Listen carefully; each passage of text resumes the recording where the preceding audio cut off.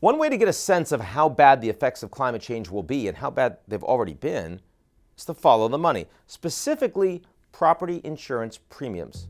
According to a recent report by the Council on Foreign Relations, more than 2/3 of Americans own their own home, and for many, it's by far their most valuable asset.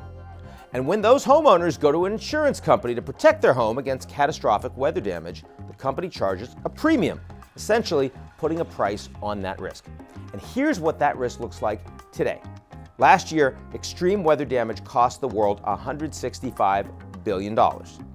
California wildfires in 2017 and 2018 wiped out a quarter of a century of profits for insurance companies in the state. When 2018's Hurricane Harvey inundated Houston, 8 in 10 homeowners there affected didn't have flood insurance. Many of them lived outside of the so-called flood zones. Back in California, insurance companies have sought rate hikes of $8.5 billion since 2015. The two biggest U.S. homeowner insurance companies, State Farm and Allstate, announced recently that they'd take a pause from issuing new policies in the Golden State altogether.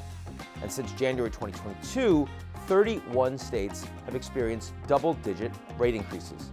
The head of AXA, one of the world's biggest insurers, said in 2015 that if the world warms by 4 degrees Celsius, it will cease to be insurable altogether. So the growing human toll of a changing climate is irrefutable. We're living it every day.